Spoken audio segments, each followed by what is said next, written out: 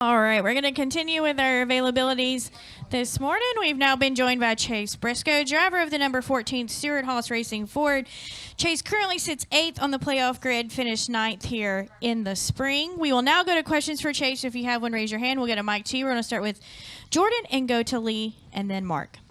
Jordan Bianchi, The Athletic. We hear, must-win situation, that kind of thing. For you, being in a must-win situation, what does that mean? What does it do for you? Does it change anything at all? Is there anything you can do at all differently to elevate your performance?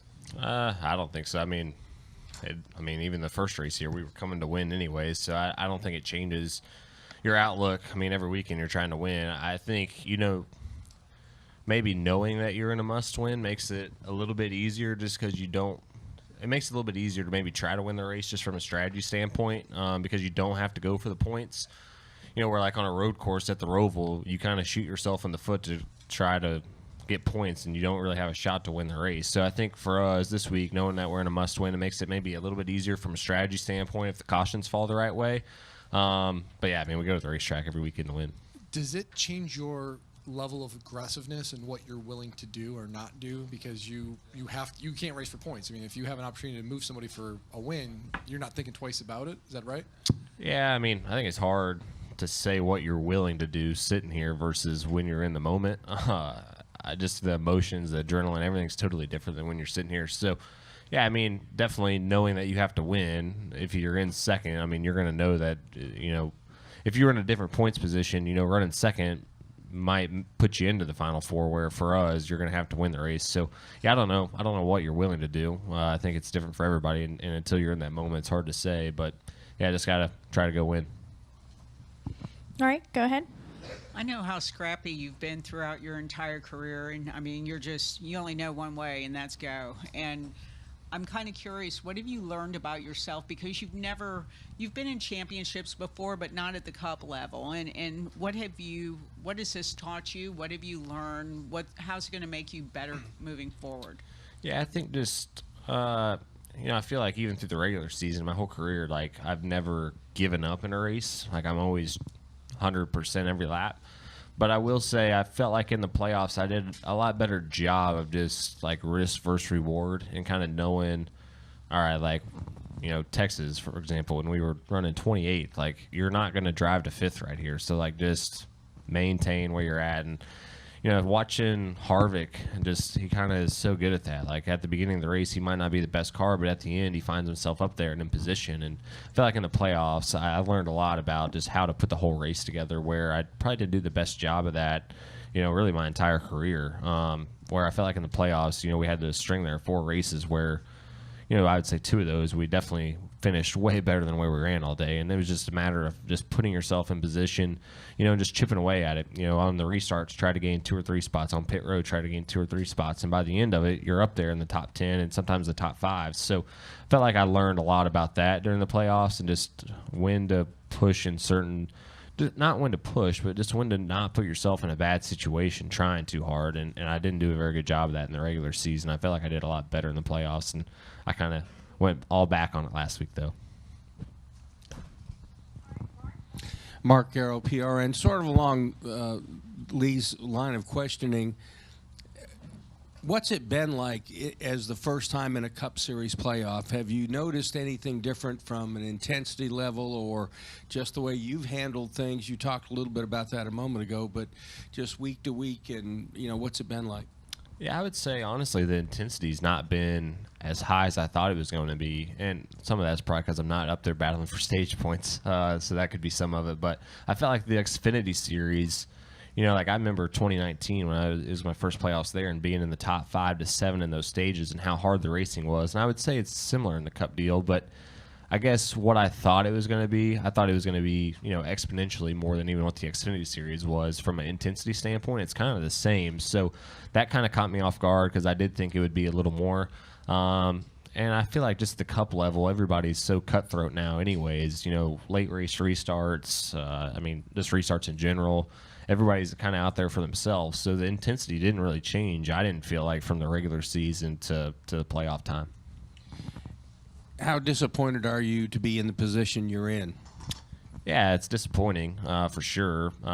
but it's not as disappointing as the other 8 guys that are already knocked out. So, we still have a 1 in 8 chance. It's a slim chance, but we still have a chance where, there's, like I said, 8 other guys that don't even have a shot to be in the Final Four. So, yeah, there's still a lot to be proud of. Disappointing that we're in a must-win. I felt like if we could come here and kind of do the same as we did the other rounds of the playoffs, where if we could just be within 10 points, we had a chance to go out there and point our way in. But, yeah, we're going to have to earn it, and that's how it should be. So we'll try to win tomorrow. I thought we had a pretty good car here the first race. It's going to be interesting to see how the race plays out. If it was as hard as it was to pass the first race, if we qualify good today and start up front, we can really kind of maintain the race. So, yeah, just got to go there, know what the goal is tomorrow, just got to do it. All right, Jeff? How are you viewing the season for yourself at this point? Like, did you guys overachieve by making it here? Is this what you were supposed to do?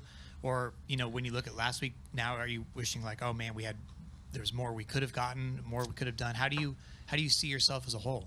Yeah, I would say underachieve a little bit. I mean, just because I know what we're capable of. Like, when we put it all together, like, truthfully, we could have had 3 race wins right now, right? Like, just based off speed alone. So, only having 8 or 9 top 10s, like, when we put the whole race together, the last 4 weeks we've done it, and that's where we should be week in and week out, and, a lot of that falls on me. So I feel like I underachieved, just from not finishing. Like, I should have won the Coke 600. The Bristol race I probably wasn't going to win, but the Coke 600 I had the best car and ran 4th with it. So I felt like I underachieved in some areas. I felt like I learned a lot. I felt like I grew a lot this year. I feel way more confident in what I'm doing, and I feel like I belong in the Cup Series a lot more.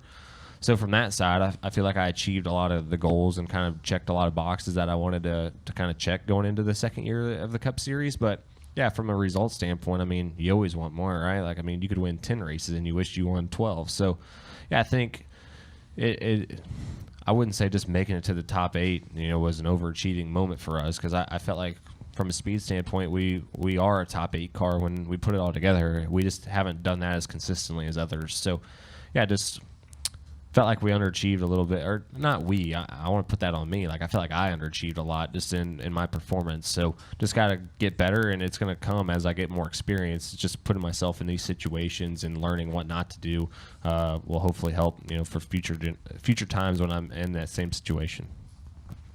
All right, any final questions? Davy's over there. Oh, Davey. Thank you. Thanks, Chase. Yeah. Thank you, Chase. Go ahead. Safe to say that qualifying in a little bit is probably the most important qualifying session of the year for you? Yeah, for sure, I would say. We've been really, really good qualifying on the short tracks. The big tracks we've kind of struggled, but the short tracks have been really good to us. So, yeah, definitely a really important one. This is one where, as a driver, you feel like you can make quite a big of a difference. So I didn't do a very good job the first time here. I locked the left front up, so need to definitely not do that today. But, yeah, definitely a really important one. Just like I said, if it's going to be as hard as it was to pass the first race, then starting up front's going to be huge, and the pit stall selection's massive here. So, yeah, definitely an important qualifying session. Each driver has different ways of measuring success, whether it's getting to the championship 4, winning races, etc. How do you measure success, and how would you measure it this year? Is it getting to this round, or is it going to be getting to next week? I mean, it's tough when you're this close if you don't make it, because you can taste it. I go back to the Vegas race. I mean, I thought I was going to win the race with 20 to go, and you can kind of taste that Final Four. So when you're this close, I think, yeah, you're proud to make it this far. At least in my situation, being my second year, like, I'm proud to make it to the Final 8. But when you're this close, like, yeah, you're going to be bummed if you didn't get there. So, yeah, for me, I definitely would say it's 50-50. Like, there is some things that was a success, but there's other areas where it probably wasn't a success. So I think you got to continue to keep trying to be more and more successful. And yeah, I just feel like I said earlier, I felt like I gave up a couple wins this year, and just like last week, making a mistake and spinning out when you're 4 laps away from the stage, like, that's a mistake that I don't need to be making, especially when the stakes are as high as they are. So yeah, kind of 50-50 on the success side. All right, Chase, thanks so much for joining us. Thank you guys. Best of luck this Appreciate it. weekend.